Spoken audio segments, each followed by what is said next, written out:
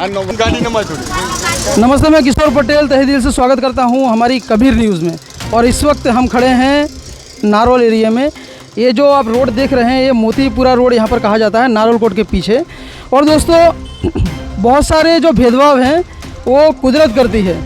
और एक अहमदाबाद में जो अभी मेट्रो ट्रेन बन रही है, करोड़ों का खर्चा किया है अहमदाबाद की शान बढ़ाने के लिए, लेकिन अहमदाबाद की ये सच्चाई है।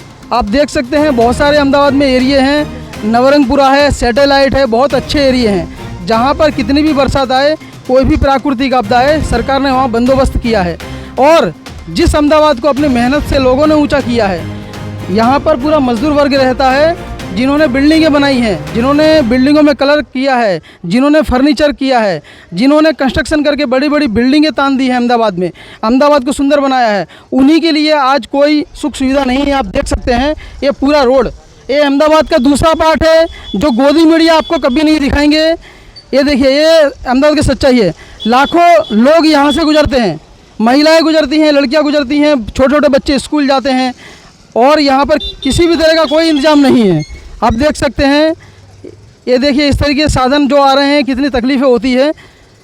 देखिए अब यहाँ के जो स्थानीय निवासी हैं, हम उनसे बातचीत करेंगे। नमस्ते सर। हाँ जी, चेतन वाघेला नाम है मेरा। ये जो एरिया है नारोल एरिया के अंदर साववाड़ी के अंडर में ये जगह आती है। क्या क्या तकलीफ पड़ती है? हाँ जी, ये जो है यहाँ से 1.5 किलोमीटर आगे जाएंगे तो नेशनल हाईवे नंबर 8 निकलता है, जिसका अभी नाम है नेशनल हाईवे नंबर 48। उसको चेंज किया गया। वहाँ से जस्ट आप 1.5 किलोमीटर अंदर आएंगे, वहाँ से स्टार्टिंग से ही रोड पूरा स्टार्ट हो जाता है। सारा का सारा सब खड्डा, यहाँ पर खड्डे टेकरे बहुत ज़्यादा है। ठीक है, बारिश के टाइम पे बहुत ज़्यादा पानी भर जाता है और जगह जगह पर आपको इस तरह से पानी देखने को मिल जाएगा। और कुछ जगह तो ऐसी है जहाँ पर पूरी आधी बाइक डूब जाती है ना। इस तरह से पिछले कई सालों से यहाँ पर इस तरह की परेशानियाँ हो रही हैं। ठीक है, जिसको देखने के लिए कोई मतलब वोट के लिए तो सब आ जाते हैं, उस टाइम पर यहाँ पर रोड थोड़ा बहुत ये डाल के, कच्ची डाल के थोड़ा रोड सही करके उनकी गाड़ियाँ चला दी जाती है। और उसके बाद जब बारिश आती है तो सारा रोड धुल कर ये पूरा इस तरह से, जैसे आप देख पा रहे हैं, इस तरह का माहौल बन जाता है। ठीक है, तो ये यहाँ के जो रहने वाले लोग हैं, इसके लिए बहुत बड़ी समस्या है, जिसके लिए प्रशासन को काम करना चाहिए।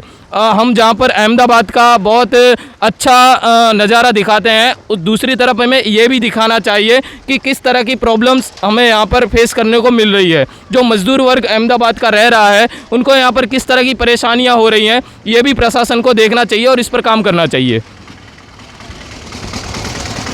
दोस्तों, एक वाकया है कि जर्मनी में काफ़ी साल पहले इसी तरीके से गली मोहल्ले की हालत बहुत ख़राब थी।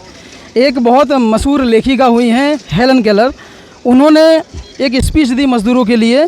उसके बाद जर्मनी में गली मोहल्ले साफ़ होने लगे और आज आप देख सकते हैं कि जर्मनी कितने सुंदर देशों में आता है।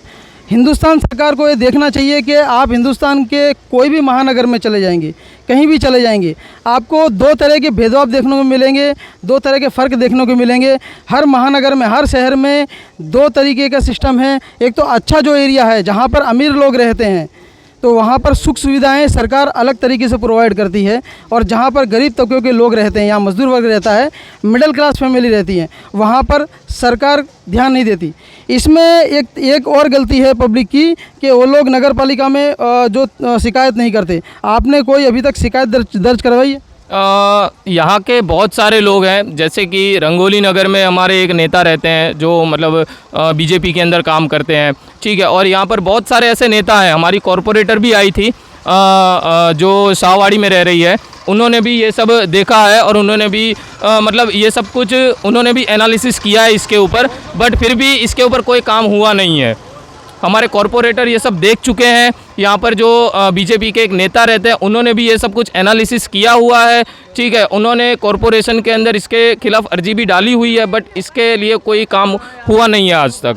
और अगर कोई अर्जी नहीं डालता है तो भी जो नेता लोग यहाँ पर वोट डालने आते हैं उनको देखना चाहिए। वो लोग आने से पहले यहाँ पर अपने लिए रोड बनवा देते हैं, थोड़ा कच्चा पक्का, थोड़ी सीमेंट ये सब डाल देते हैं, डामर, और फिर यहाँ से अपनी गाड़ियाँ चलवाते हैं। तो उनको उसके पहले देखना चाहिए कि यहाँ पर हमारे लिए तो हम ये सब कुछ फैसिलिटी करके निकल जा रहे हैं, लेकिन जो टाइम टू टाइम यहाँ पर लोग रह रहे हैं उनके लिए बहुत बड़ी प्रॉब्लम है ये। और सबसे बड़ी बात तो ये है कि जस्ट यहाँ से 1.5 किलोमीटर ही नेशनल हाईवे नंबर 8 निकल रहा है, जो अभी नेशनल हाईवे नंबर 48 है, और उसके जस्ट पास में ये जो रोड है वो इस तरह की ख़राब हालत में है। तो इसके लिए प्रशासन को बहुत ज़्यादा सोच विचार करना चाहिए।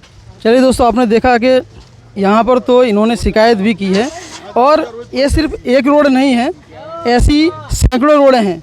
हाँ जी हाँ, आप सही सुन रहे हैं, सैकड़ों रोडें, 100 से ऊपर मैं बता दूंगा ऐसे सोसाइटियों में लंबे लंबे 5-5 किलोमीटर के रोड जो किसी काम के नहीं हैं। सरकार का जो ये दोगलापन है बहुत ही ख़राब है, क्योंकि जो शहर को अपने कंधों पर, जिन लोगों ने शहर को अपने कंधों पे उठाया है, उन्हीं लोगों के लिए ऐसी सुविधाएं ये बहुत ही ख़राब है।